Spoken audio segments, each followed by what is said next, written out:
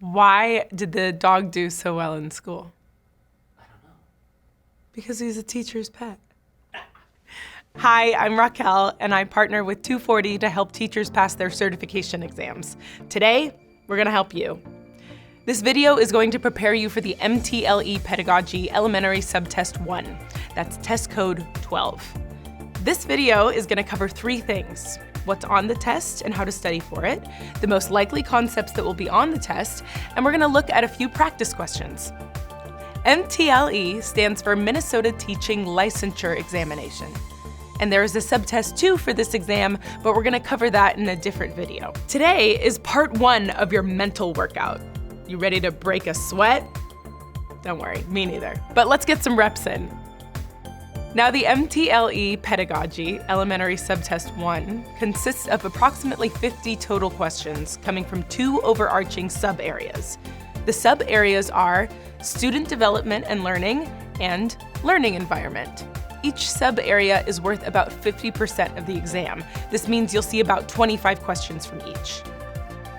Within each of these 2 sub-areas, you'll find 3 objectives. In sub-area 1, we have understanding development during the elementary years, understanding learning processes, and understanding student diversity. Sub-area 2 covers establishing a safe, inclusive, and positive learning environment, creating an organized and productive learning environment, and using effective communication techniques. If this seems overwhelming now, never fear. 240 is here. Let's look at the first objective within sub-area 1. This sub-area focuses on understanding the development of students during their elementary years, including their physical, social, emotional, moral, and cognitive development. This is all about understanding students' development during their elementary years. How can you provide learning opportunities that support students' physical, social, emotional, moral, and cognitive development? You should know the general patterns of how humans develop, from early childhood to early adulthood. There are 4 main domains of development: physical, body growth and movement; social, interactions with people and the environment; cognitive, knowledge and intellectual skills; emotional, processing and understanding feelings. There are many factors that influence a student's development. These external factors can both positively and negatively affect development. Positive factors include parental care or attention, appropriate discipline, healthy diet, physical activity, socialization, and access to educational material at home. Negative factors, on the other hand, can be instability at home, abuse or neglect, poor nutrition, lack of activity, lack of socialization, or lack of educational materials. Next up is objective 2, understanding learning processes. This objective is all about cognitive development, or the process children go through in terms of their thinking and reasoning skills. The developmental psychologist Jean Piaget developed a stage theory of cognitive development. According to Jean, children go through 4 stages throughout their mental maturation. From birth to 2 years old, children comprehend the world through objects and gain object permanence. For example, an object exists even if it's not in sight. From 2 to 7 years old, they head into egocentric thought. This means they believe others see, hear, and feel exactly as they do. They also begin to understand symbolic thought, or the idea of one thing standing in for something else. However, they don't use logic to combine or separate ideas. From first grade to adolescence, students get into logical thought. They can picture mentally how things work and don't need to always see or physically manipulate objects to understand them. They also use inductive reasoning, or drawing conclusions based on specific observations, along with a bunch of new mental abilities like conservation. Finally, from 12 years and older, students can manipulate ideas in the mind without reliance on concrete manipulation. They'll use deductive reasoning to form hypotheses about the world and test them in a systematic manner to reach a conclusion. Woo! That was a lot of information. Luckily, this test focuses specifically on elementary students, or the middle 2 categories. Let's focus on that area and talk about classwork. At 2 to 7 years old, students need hands-on activities since they can't yet conceptualize processes or ideas. Make sure to pair direct instruction with experiments and activities to reinforce concepts. Good news here. From first grade through adolescence, hands-on activities are still beneficial, but are not needed as much for students to understand material. Just for comparison, let's look at the curriculum for 12-year-olds and above. Here is when we reach mathematical calculations, creative thinking, and abstract reasoning. It's important to remember that this progression is gradual, and no two students will move at exactly the same speed. How are those mental muscles feeling? No pain, no gain, right? Actually, if your brain is hurting, that's abnormal. Consider a break or fresh air at this point. But I digress. Let's tackle the last concept for this category. Understanding student diversity. You'll need to understand how to meet the needs of students with diverse backgrounds while promoting the learning and achievement of all students. There is no sole accepted definition of the term intelligence. Just like at the gym, everyone has their own routine. Not all students have the same interests, skills, backgrounds, or needs. Let's explore some of the different ways to define intelligence. The theory of general intelligence, developed by Charles Spearman, used the term G-factor to refer to general intelligence. Spearman used a wide range of aptitude tests to argue that intelligence is a general cognitive ability. In other words, it can be measured. Then we had Louis Thurston, who developed a multiple factor view of intelligence based on 7 primary mental abilities: verbal comprehension, reasoning, perceptual speed, numerical ability, word fluency, associative memory, and spatial visualization. Howard Gardner's theory of multiple intelligences offers 8 distinct forms of intelligence, which can't be numerically measured or expressed. These intelligences include verbal, linguistic, mathematical, spatial, bodily kinesthetic, musical, intrapersonal, intrapersonal, and naturalistic. Robert Sternberg's triarchic theory of intelligence also offers a multiple factor view of intelligence, but he limits intelligence to 3 categories: analytical intelligence, creative intelligence, and practical intelligence. Here's the good news. None of these theories are perfect. It's all about learning from them and applying them with your students. Stretch break. That's one whole sub-area done. Next, we'll flex our muscles in sub-area 2, learning environment. First up, establishing a safe, inclusive, and positive learning environment. The ideal classroom feels like a community. It's a positive place where learners collaborate and grow together. But how do we get there? Icebreaker games and activities are a great start. Throughout the school year, class check-ins or meetings can help build relationships. Make sure to greet students each day and even provide time for them to greet each other. Write positive notes or letters of encouragement to students and set up a system for them to do the same for each other. Of course, the most important factor isn't games or letters. It's you! A positive attitude is a game changer for teachers. A positive attitude means letting students know you believe in their abilities and will be there to support them, being mindful of diversity, and examining how your own beliefs or biases may, even unintentionally, affect students, striving for all students to have a positive classroom experience, and really listening to students to help build trust. A positive teacher-student relationship means students feel comfortable enough to ask questions and take risks. Students view their teacher as a trusted adult they can turn to for help when needed. And teachers show enthusiasm towards the subject or material being taught. For example, if students can tell you aren't very enthusiastic about the lesson, why should they be? Look for ways to add extra interest by making a real-world or personal connection to what you're teaching. Teaching about the deciduous biome? Share pictures from the last time you went on a hike. Let's take a look at the next objective, creating an organized and productive learning environment. This skill is all about getting work done. How can we optimize our classroom routines, setup, materials, and student behavior? Did you know interior design would be a part of your job as an educator? Really? There are important considerations to make when designing the layout of your classroom. Both instructional activities and the needs of the students should be taken into account.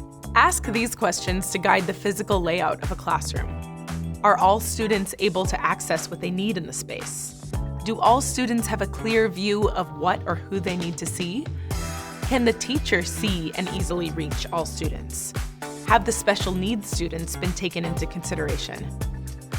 Teachers should be mindful of student seating arrangements. Different setups lend themselves best to different tasks. For example, when listening to any type of presentation, whether from the teacher, a guest speaker, or fellow classmates, students should all be able to see. Facing front typically works best. When the whole class is having a discussion, it's helpful for everyone to be seen. When collaborating on a group assignment, students should sit together, and walkways should be open so the teacher can easily move to check on each group. When the teacher is working with a small group of students, the rest of the class should still be in view. No matter the arrangement, teachers should remember that proximity and visibility are imperative tools. You should always be able to easily see and walk to your students. Ready to keep pumping iron? We're almost done with learning environment. The last concept we're going to highlight for this section is using effective communication techniques. This may seem straightforward. After all, talking is hardly a workout, but effective communication is another story. Take a look at this clip from our 240 study guide to see what I mean. Communication with students must be clear and specific. Remember, students don't know what they don't know. For the classroom to run smoothly, students must clearly understand expectations and directions. Teachers need to clearly communicate what they want students to do and how the students are supposed to make it happen. Communication with students must be clear and specific. Remember, students don't know what they don't know. There are various strategies teachers can use to help students understand expectations and directions. All right, that's it for learning environment. Yeah, I'd say we're getting a pretty good workout in. For more, head to 240tutoring.com. Now that we've gone over the two sub-areas, let's test what we've learned with practice questions. We'll be answering one question related to each of the objectives we covered in sub-areas 1 and 2. To start, let's test your knowledge of the 4 domains. Remember those? They were back in understanding development during the elementary years. Developmentally appropriate traits of 5-year-old children include the ability to A. Express feelings, follow 3-step commands, and copy basic shapes. B. Help put on clothing, recall parts of a story, and say his or her name. C. Tell time, identify and explain multiple meaning words, and understand puns. Or D.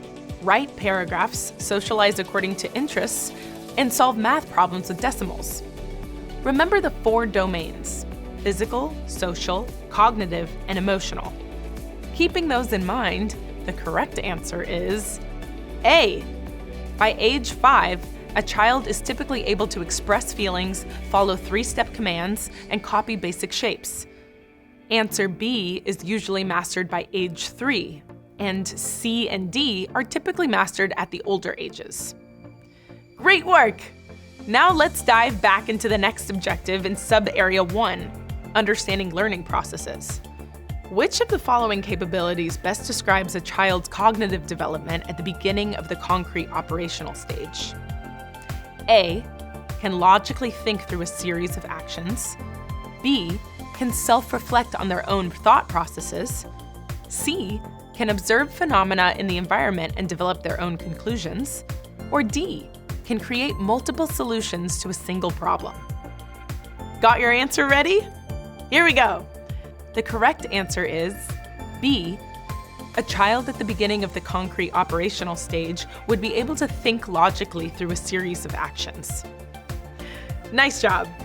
Okay, this next question is going to focus on understanding student diversity. Picture this.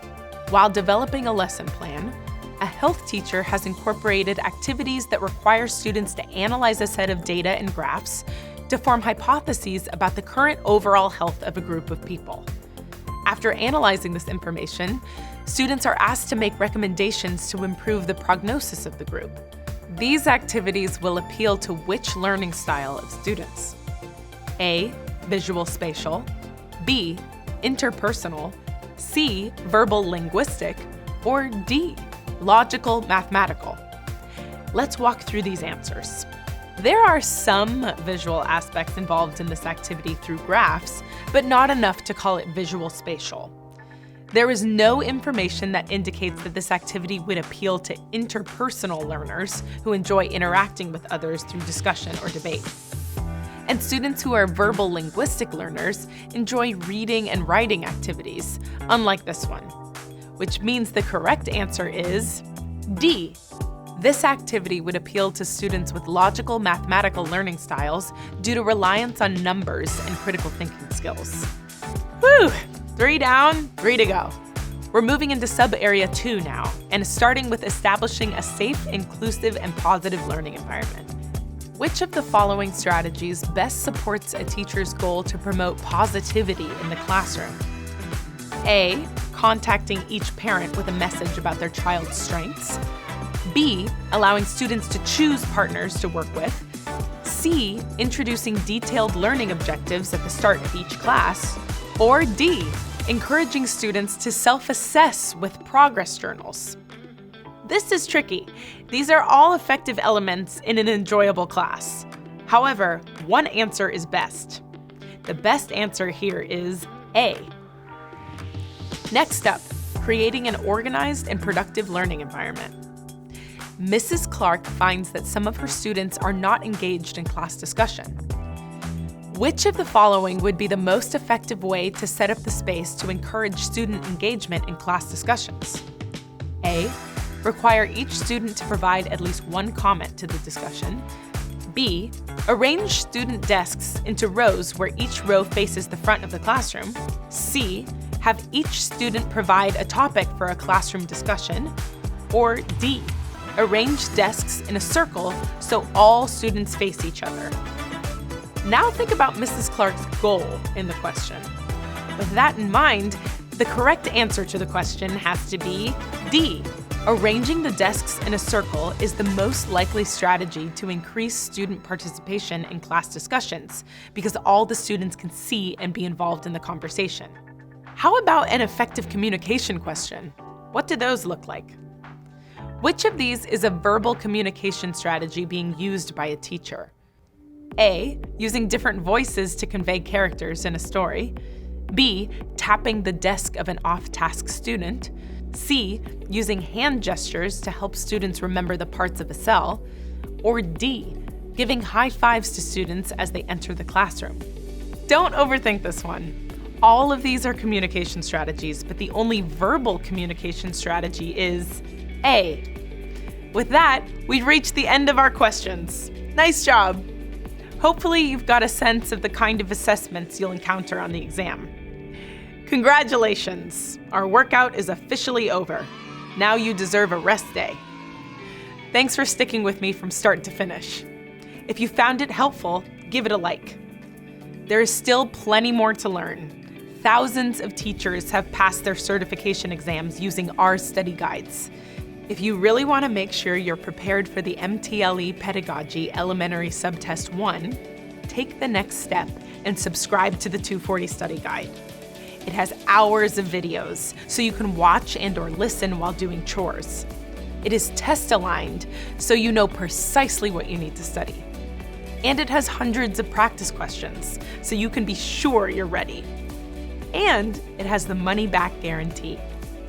So click the link below right now to get started.